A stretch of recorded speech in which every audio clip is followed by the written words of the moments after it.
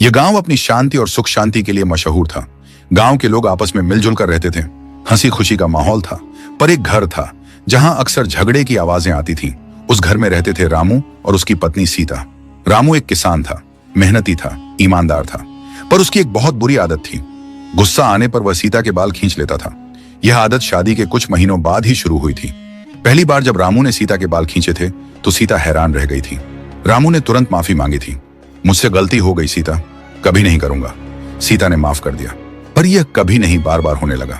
छोटी छोटी बातों पर, खाने में नमक कम ज्यादा हो गया, कपड़े ठीक से नहीं धुले, रामू का काम का सामान नहीं मिला, हर बात पर रामू का गुस्सा फूट पड़ता और वह सीता के बाल खींच लेता। सीता बहुत दुखी थी, वह रोती रहती, उसके बाल भी झड़ने लगे थे, पर वह किसी से कहती नहीं थी। शर्म के मारे, डर के मारे।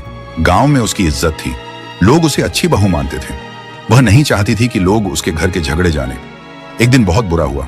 रामू खेत से लौटा, बहुत थका हुआ था, गर्मी ज्यादा थी। उसने सीता से पानी मांगा। सीता घर के काम में लगी थी, उसे देर हो गई पानी लाने में। रामू को गुस्सा आ गया। इतनी देर क्यों लगा रही हो, मैं प्यास से मर रहा हूं, रामू चिल्लाया।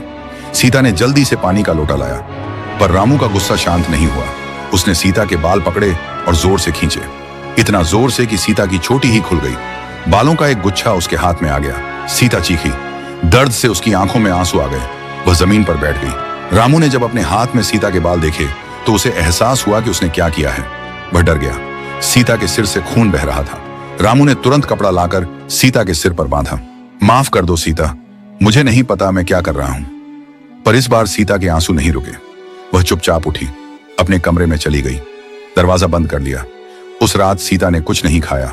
रामू ने दरवाजा खटखटाया, माफी मांगी, पर सीता ने दरवाजा नहीं खोला। अगले दिन सुबह सीता उठी। उसने फैसला किया कि अब वह चुप नहीं रहेगी, पर वह गांव वालों के पास नहीं जाना चाहती थी। उसने सोचा, मैं जंगल में रहने वाली बुढ़िया माई के पास जाऊंगी। माई गांव के पास के जंगल में रहती थी। वह बहुत बुद्धिमान मानी जाती थी। लोग अपनी समस्याएं लेकर उसके पास जाते थे। माई कभी कभी ऐसे उपाय बताती थी जो समस्या का हल निकाल देते थे। सीता ने सिर पर दुपट्टा ढक लिया ताकि कोई उसके खींचे हुए बाल न देख सके। वह चुपके से घर से निकली, जंगल के रास्ते चल पड़ी। माई की झोपड़ी जंगल के बीचों बीच थी। सीता ने दरवाजा खटखटाया। माई ने दरवाजा खोला। वह बूढ़ी थी, पर उसकी आंखों में चमक थी। आओ बेटी, आओ, तुम्हारे चेहरे पर तो दुख की लकीरें हैं, क्या हुआ, माई ने पूछा। सीता फूट फूट कर रो पड़ी। उसने सारी बात कह सुनाई। रामू की बाल खींचने की आदत, उसका दुख, उसकी चुप्पी। माई ध्यान से सुनती रही। फिर उसने सीता के सिर से दुपट्टा हटाया, खींचे हुए बाल देखे, आह भरी।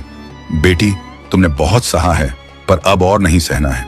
पर क्या करूं माई, रामू माफी मांग लेता है, फिर वही हरकत दोहराता है, सीता ने कहा। माई कुछ सोचने लगी, फिर बोली, मेरे पास एक उपाय है, पर वह आसान नहीं है। तुम्हें हिम्मत चाहिए। कहिए माई, मैं कुछ भी करने को तैयार हूं। माई ने एक छोटी सी पुड़िया निकाली। उसमें एक विशेष प्रकार का तेल था। यह तेल ले जाओ, अगली बार जब रामू तुम्हारे बाल खींचे तो यह तेल उसके हाथ पर लगा देना। पर इससे क्या होगा, सीता ने पूछा। इस तेल का जादू यह है कि रामू के हाथ में यह तेल लगते ही उसे ठीक वैसा ही दर्द महसूस होगा जैसा तुम्हें बाल खींचने पर होता है। सीता ने पुड़िया ले ली, पर मन में डर था। पर माई, अगर रामू को पता चल गया कि मैंने यह तेल लगाया है तो वह और गुस्सा हो जाएगा। माई मुस्कुराई। डरो मत बेटी, जादू ऐसा है कि उसे पता ही नहीं चलेगा कि तुमने तेल लगाया है। और एक बात, यह तेल सिर्फ एक बार काम करेगा, इसलिए सही समय का इंतजार करना। सीता पुड़िया लेकर घर लौट आई। उसने तेल को छुपा कर रख दिया। उसका दिल जोर जोर से धड़क रहा था। वह नहीं चाहती थी कि रामू को दर्द हो, पर वह यह भी नहीं चाहती थी कि रामू उसे दर्द देता रहे। कुछ दिन शांति से बीते। रामू ने सीता से बात तक नहीं की। शायद उसे अपनी गलती का एहसास था। फिर एक दिन फिर वही हुआ। रामू के खेत का एक औजार गुम हो गया था। उसने सीता से पूछा, तुमने मेरा फावड़ा कहां रख दिया? सीता ने कहा, मैंने तो बाहर ही रखा था, तुमने ही कहीं रख दिया होगा। रामू को गुस्सा आ गया।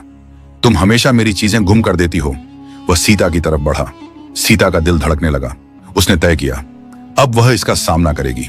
जैसे ही रामू ने सीता के बाल पकड़े और खींचने लगा, सीता ने तेल की पुड़िया निकाली और रामू के हाथ पर तेल लगा दिया। रामू अचानक चीखा, आह, क्या हुआ? उसने अपना हाथ छोड़ दिया। उसे ऐसा लगा जैसे उसके अपने बाल खींचे जा रहे हों। दर्द असहनीय था। वह अपने सिर को पकड़कर बैठ गया। क्या हुआ तुम्हें?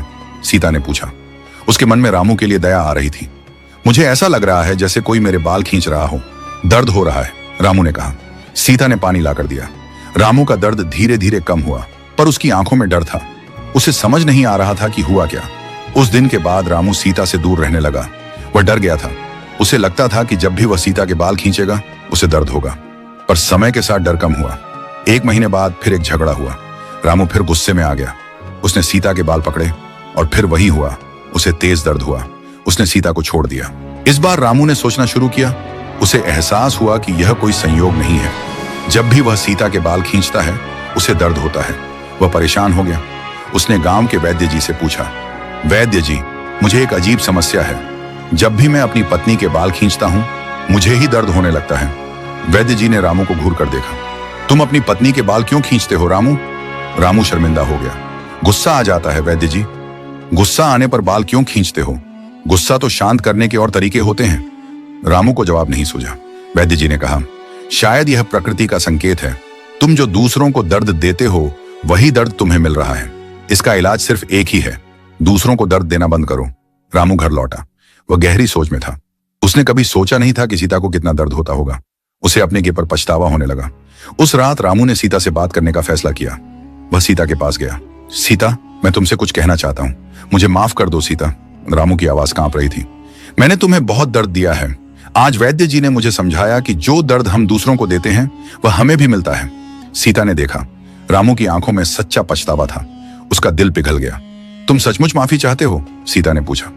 हाँ सीता, मैं वादा करता हूं कि कभी तुम्हारे बाल नहीं खींचूंगा, न ही तुम्हें किसी तरह का दर्द दूंगा।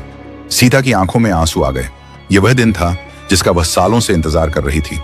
उसने माई की पुड़िया की बात रामू को बताई। मुझे माई ने यह तेल दिया था, इसी की वजह से तुम्हें दर्द होता था। रामू हैरान रह गया। माई ने ठीक किया। अगर यह तेल नहीं होता तो मैं कभी नहीं सुधरता। मुझे एहसास ही नहीं होता कि तुम्हें कितना दर्द होता है। रामू ने सीता से वादा किया कि वह माई के पास जाकर धन्यवाद देगा। अगले दिन रामू और सीता साथ साथ माई के पास गए। माई ने देखा तो मुस्कुरा दी। आ गए ना सुधर कर? रामू ने माई के चरण छुए। धन्यवाद माई, आपने मुझे सही रास्ता दिखाया। माई ने कहा, बेटा, तेल में कोई जादू नहीं था। रामू और सीता हैरान हो गए। पर माई, तो फिर मुझे दर्द क्यों होता था? रामू ने पूछा। तेल सिर्फ एक साधारण तिल का तेल था। असली जादू तुम्हारे मन में हुआ। माई ने आगे कहा, हम अक्सर दूसरों के दर्द को नहीं समझ पाते क्योंकि हमें खुद वह दर्द नहीं होता। जब हमें एहसास होता है कि दूसरा क्या महसूस कर रहा है तभी हम सही फैसला ले पाते हैं। इसे दूसरे के जूते में चलना कहते हैं। रामू ने सीख ली थी।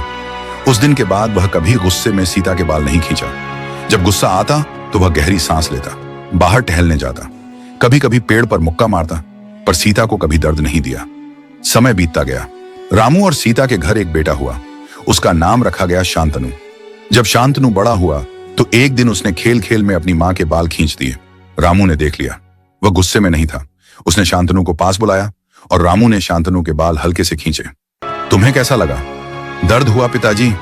अब सोचो तुम्हारी मां को कैसा लगा होगा। शांतनु ने सीता से माफी मांगी। रामू ने उसे समझाया, कभी किसी को दर्द मत दो। अगर तुम्हें खुद दर्द पसंद नहीं तो दूसरों को भी दर्द मत दो। ये कहानी हमें याद दिलाती है कि हर रिश्ते में सम्मान जरूरी है। प्यार के नाम पर किसी को दर्द देना गलत है। गलती सबसे होती है, पर जो गलती मानकर सुधर जाता है वही सच्चा इंसान है।